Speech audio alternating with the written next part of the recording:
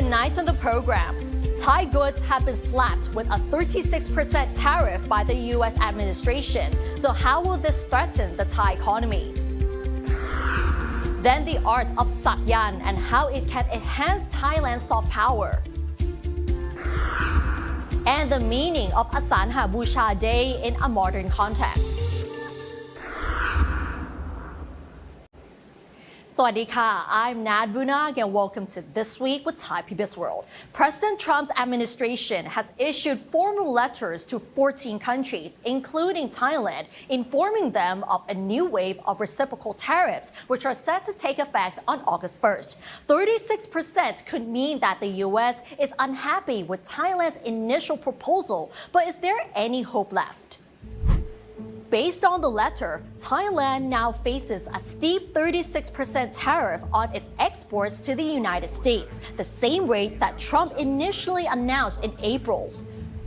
The rates came as a surprise for Thailand, especially as the Thai negotiation team, led by Finance Minister Pichai Chunhawashira, sat down with their American counterparts just last week. Pichai believes that the U.S. might not have considered Thailand's revised proposal, which was sent on July 6th. Still, he remains optimistic that they can still negotiate before the new deadline of August 1st. แน่นอนครับต้องมีแผนสำรองหมดครับไม่ว่าจะเป็น36หรือต่ำกว่าต่อให้ต่ำกว่า36ก็ต้องมีแผนสำรองเพราะว่าวันนี้การค้าขายโลกใบนี้มันต้องปรับกันใหม่ครับแผนเยียวยาผู้ประกอบการอันนี้ก็อยู่ในแผนอยู่แล้วไม่ว่าอย่างไรเพราะว่าวันนี้เนี่ยถามจริงถึงแม้ยังไม่ได้ตกลงกันเนี่ยการตัดสินใจไม่เกิดขึ้นการส่งออกก็อาจจะชะลอไปมันจะต้องมีผู้ได้รับผลกระทบซึ่งอันนี้เราก็ได้เตรียมการไว้อยู่แล้วครับ On the other hand, People's Party Deputy Leader Sirikanya Tansakul feels that the new tariff on Thai goods is shocking, and what is detailed in the letter puts even more pressure on the trade negotiations.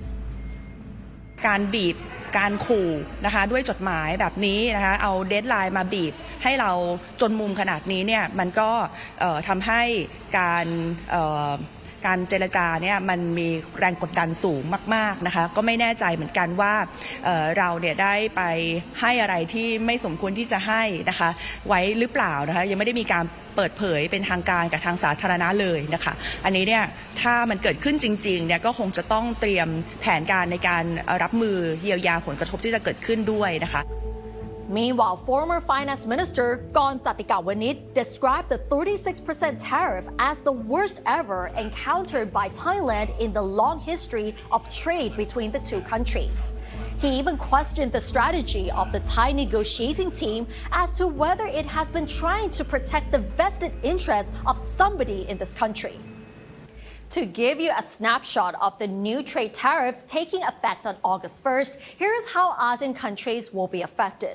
The measure is part of a broader strategy to pressure trading partners into agreeing to more favorable terms with the U.S. Thailand will be facing a high rate of 36%, which will be the same rate as Cambodia, while Laos and Myanmar will be facing the highest at 40%.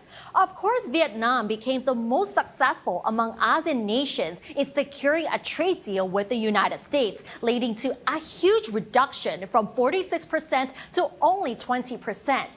Keep in mind, though, that this will become effective on August 1st. This means Thailand still has time to negotiate a reduction of the tariffs. In other words, the 36% rate is not final yet. And if we look at the Thai exports to the U.S. during the first half of this year, according to Thailand's Commerce Ministry, the exports are mostly manufactured goods such as electronic components, computer products, gems, and the list goes on. Also among the top exports that were not shown on the list include vehicle components as well as agricultural products. So if the trade tariffs are at 36%, these exports would be the most affected. This could also harm the overall export market for Thailand, including its competitiveness, especially now that nearby countries such as Vietnam and Malaysia have much lower tariffs. As for Thai imports from the U.S., Thailand is much more reliant on commodities such as crude oil, machinery components, and circuit boards. 1 สิงหาคม 36% ไทยเจอ2 เด้ง 1 เด้งเรื่องภาษี ที่สูงกว่าประเทศคู่แข่งในอาเซียน2เด้งเรื่องของต้นทุนการผลิตและสูงกระจายสินค้าที่แพ้เวียดนามอยู่เรื่องภาษีนี่เราแพ้ละแพ้ก็คือราคาสินค้าไทยไปขายอเมริกาตั้งแต่วันที่1นี่จะแพงกว่าประเทศคู่แข่งอันนี้ได้รับผลกระทบในทุกสินค้าที่เราส่งไปสินค้าที่เราส่งไปเนี่ยเราส่งไป 63,000 ล้านเหรียญดอลลาร์สหรัฐตัวเลขปี2024 80% เป็นสินค้าอุตสาหกรรม 20% เป็นสินค้าเกษตรและแปรรูปเพราะนั้นก็จะกระทบหมดเลยถ้าเกษตรก็จะเป็นข้าวผลไม้ยางพาราอาหารทะเลมะพร้าวต่างๆซึ่งจะสินค้าเกษตรพวกนี้เวียดนามผลิตได้หมดเลยจะแข่งยังไงเนี่ยแพงกว่าเขาในเชิงภาษีเนี่ย 16%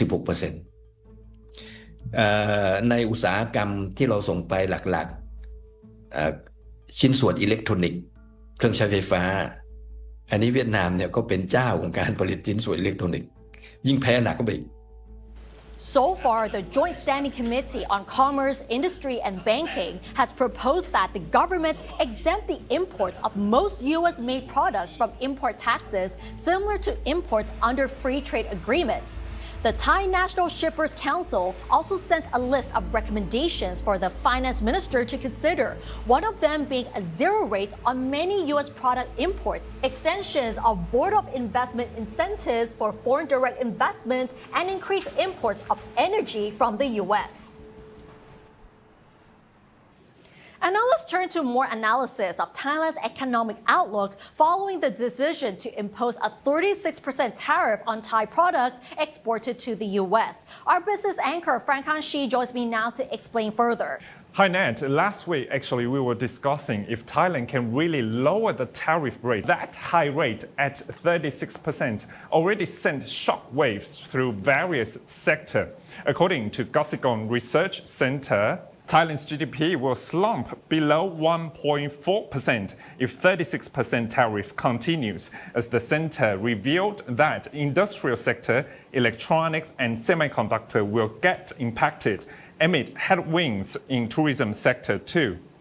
The same rate means that companies investing in Thailand have to pay more if they want to import products to the U.S. market, and export industry will be placed at the front line to face dramatic decline. The Federation of Thai Industries say that the damage to Thai exports could be as high as 800 to 900 billion baht, especially in key industries that rely on the U.S., such as processed food, agricultural products, automobiles and parts, and aluminium. And with Thailand trying so hard to lower the tariff rates to Vietnam's rate at 20%, a leading economist in Asia now based in Hong Kong say that Thailand actually still has room to negotiate, but right now Thailand has to clear domestic political issues and to maintain tourism revenue. This is what she said. So I think there's definitely room, and the pressure is really to negotiate this further. The question is, Thailand is in a very different position than Vietnam in that domestic politics is quite challenging. So it is probably refraining from facing backlash. One of the things that Vietnam had to give up is really opening market access to the U.S., whereas the art culture sector is an important sector for Thailand. And given the fact that domestic politics is quite challenging at the moment, the question is whether or not it will give the concessions necessary to lower the tariff level. The economist also suggested that Thailand right now really needs to boost its economy by preserving high value investment, because right now the GDP projection is sit at only over 1%, at 1.4%. Amid tariff tensions with the United States. A geopolitical analyst based in Singapore told me that, and also highlighted China's involvement in tariff rate decision against each ASEAN countries and its impact to supply chains. The role of China within all of this and that sort of strategic and geostrategic intent of America to try to get China out of supply chains. Where you look at where China has a lot of influence and not just economic but political influence. Of course, you're going to see that in places like Cambodia and Laos. Less so in other parts of the region as well. Way too much uncertainty, but certainly companies should be looking at those different scenarios about longer term where they might want to put their bets, and that's not just in terms of commercially, but in what camp do they think that they're going to find themselves when it comes to US and Chinese tensions that we have there as well. And I think just sort of one final point, thinking about the rejigging of supply chains. One of the other sort of major components is I think, as I just mentioned about sector, if you're anything to do to tech, with technology, I should say, so semiconductors, and actually semiconductors are under that sort of Section 232 investigation as well. So Ned, right now we are in a very fast changing world in terms of FDI and supply chains under the backdrop of tariff tensions and geopolitical issues with China's involvement. Back to you.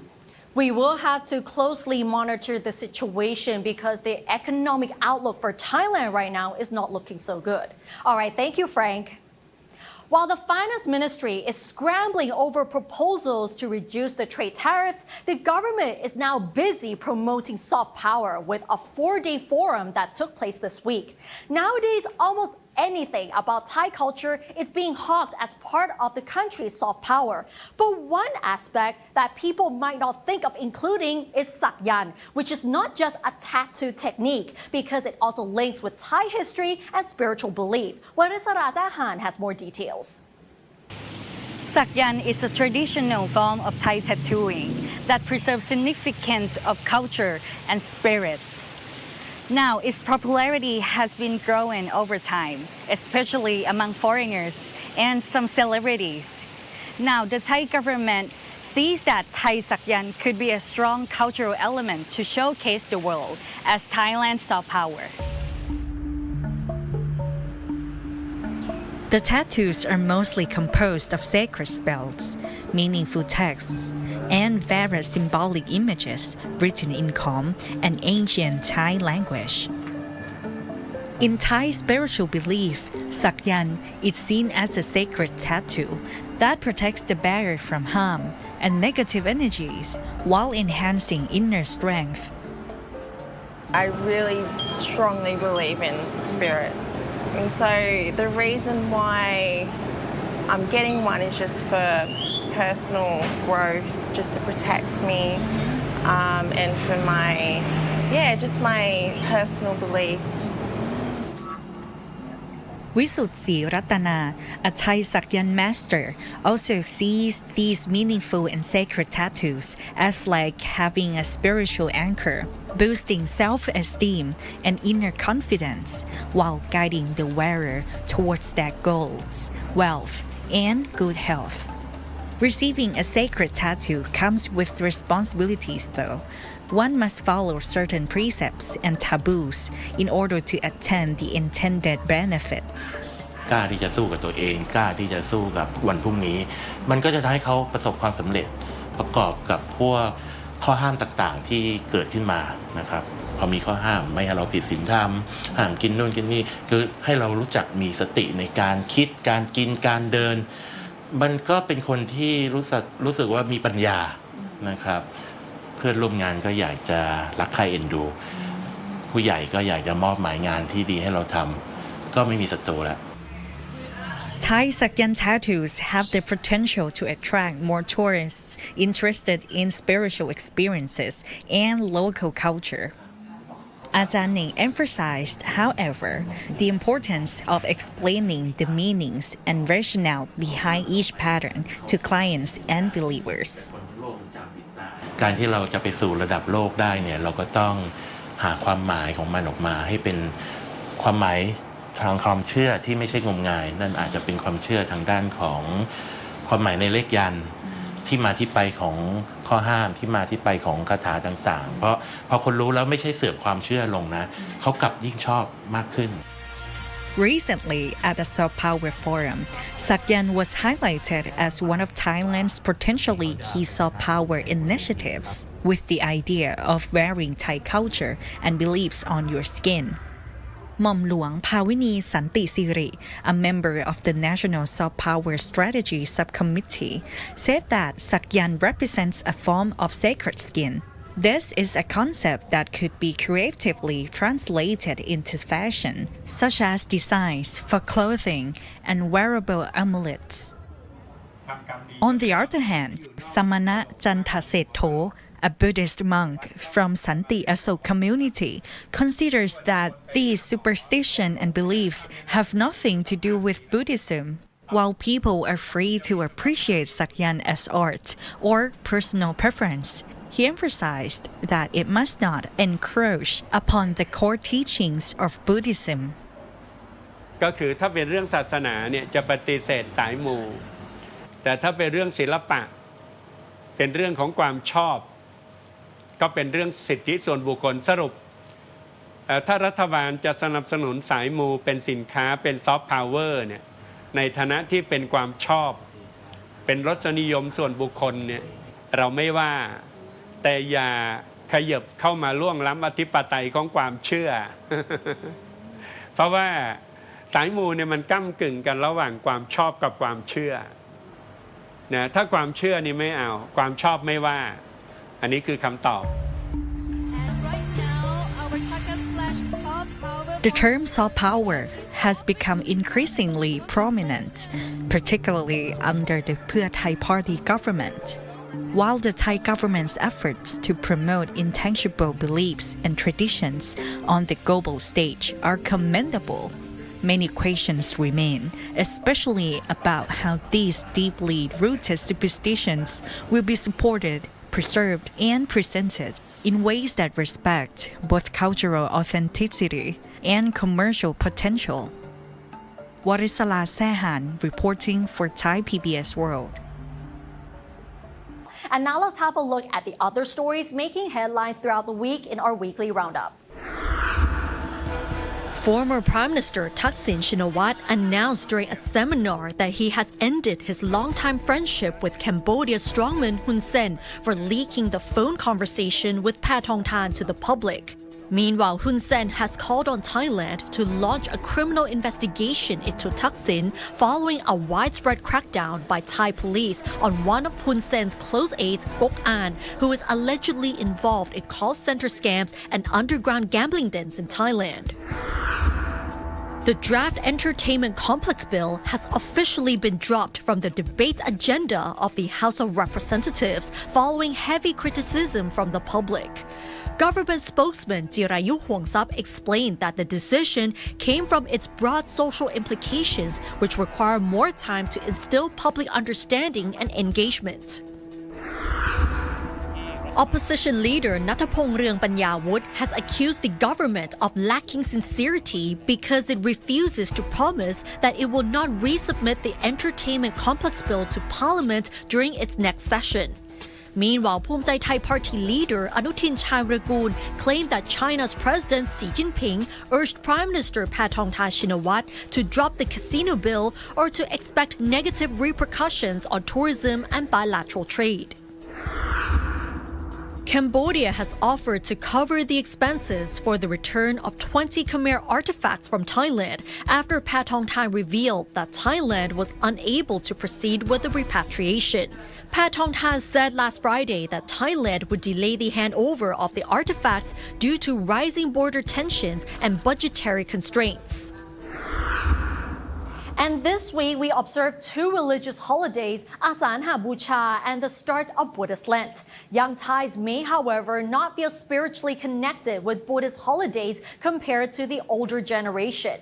We spoke with a monk who explained the true meaning of Asalha Puja Day and its connection to modern times. On the full moon of the egg lunar month 2000 years ago, the Buddha delivered his first sermon to 5 ascetics. During this teaching, one of them attained enlightenment, marking the establishment of the triple gem, Buddha, Dhamma, and Sangha on that very day. at the Buddha's very first sermon called Dhammacakkappavattana Sutta. Basically, we translate as a turning the wheel of the Dhamma. But if you really go back to the etymology of this word, and you will be surprised that the very teaching of the Buddha himself is more relevant than it was in 2,500 years ago. Dhammacakkappavattana basically means that Dhamma means that upholding, and then Chakka means that development, and then Pavattana means that practice. So first teaching of the Asalha Puja, first teaching of the Buddha after his enlightenment, we can call it as a sustainable development in action. I will say that Asalha Puja Day is the sustainable development in action day.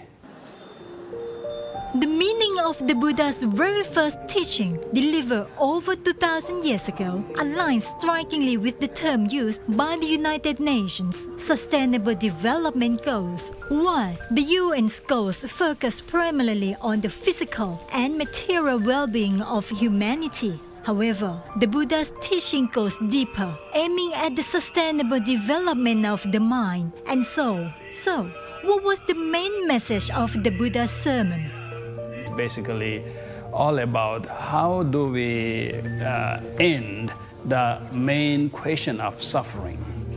We can see that we are, suffer with our own craving, with our own kind of egoistic view, and even stupidity, a kind of ignorance of our own. So these are the causes. So Buddha really taught them that actually what we are looking is actually not somewhere out there. It is have to come down to our inner growth, our inner kind of inner mind. So he taught about the Four Noble Truths. Instead of directly explaining the Four Noble Truths, however, the Buddha began his first sermon by teaching the Noble Eightfold Path. This approach offered a comprehensive solution to life's problems from the outset, emphasizing the importance of following the middle path.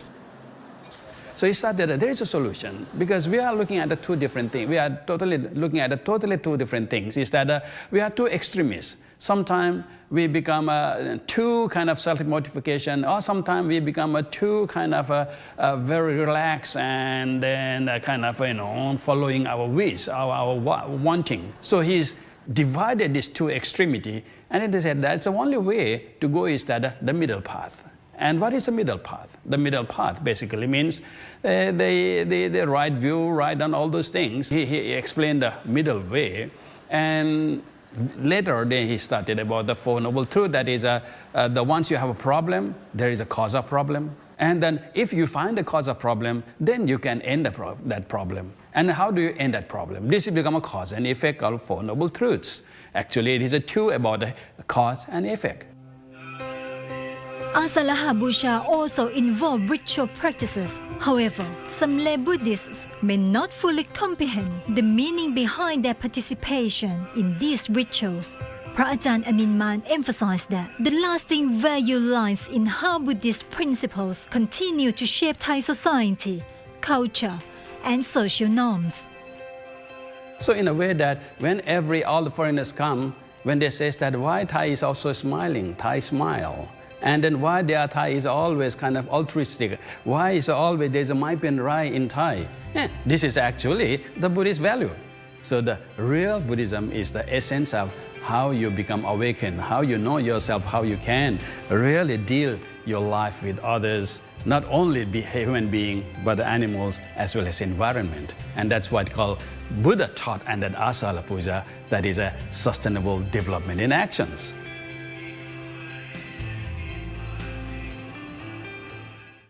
Now let's move on to the story. You've heard of dinosaurs, but what about the story behind them when they were in Thailand?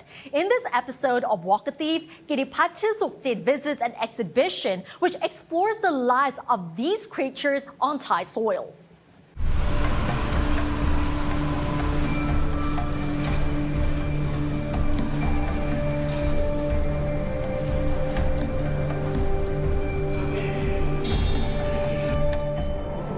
Imagine standing face to face with a creature that walked across Thailand over 100 million years ago. This is Thainosaur, an extraordinary dinosaur art exhibition that brings prehistoric Thailand back to life.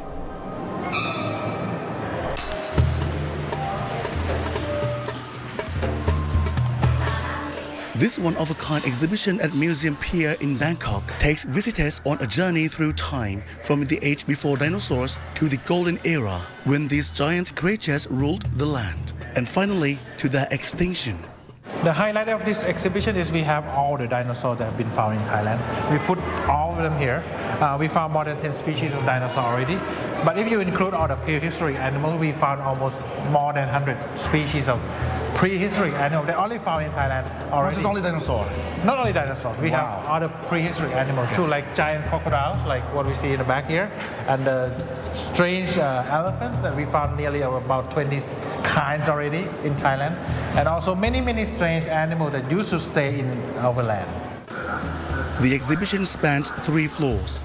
The first features some of the oldest life forms which existed even before dinosaurs appeared, including Thailand's early long-necked creature, the Thainosaurus. Well, from the first floor, we show the actual evolution of life from the ocean up into the land where the dinosaurs first appeared on Earth. Yeah. But one group of reptiles actually managed to find a way to move much quicker. And they evolved the legs to be just beneath the body. Yeah, narrower. Yes, narrow, and they walked upright. So they are quite swift and quite adaptable during that time. And that group is called the dinosaurs. And here comes the first dinosaur of the exhibition. Yep, this is called the sauropodomorph. But informal name called just prosauropod. Pro means before sauropod. Sauropod is a long-necked dinosaur. So these are the ancestor of the long-necked dinosaurs. On the second floor, you'll be entering the Jurassic and Cretaceous periods, the age of giants. Here you'll meet this 8-meter ancient crocodile called Chalawan thailandicus, and many other famous Thai dinosaurs, including Siamotyrannus, the main character of this exhibition. So we move on to the golden age of dinosaurs called the Jurassic period. And we also have some of the Jurassic creatures. But one of these, can you guess which one is a close relative or T-Rex? Really? Yes, one of them. The close relative of T-Rex? If I have to guess, that one, no, for sure. Yep. This one looked like a bird more than a dinosaur. So maybe, is this one right? Yes, you actually got it right. This is the actually ancestor of Tyrannosaurus rex. So you want to say that the ancestor of T-Rex in America came from Thailand? Yes. How come? How come? Well, during the Jurassic period, there are one group of carnivorous dinosaurs called the Tyrannosauroid. Not a true T-Rex, just Thainosaur. And during that Cretaceous, there were bridges connecting North America to Asia.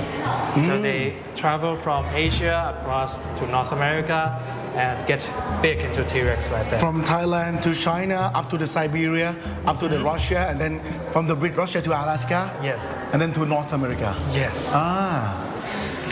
Once you reach the third floor, you'll find the final chapter of the dinosaurs. Life-size skeletons, both real and replicated, tell the stories of their last days on Thai soil.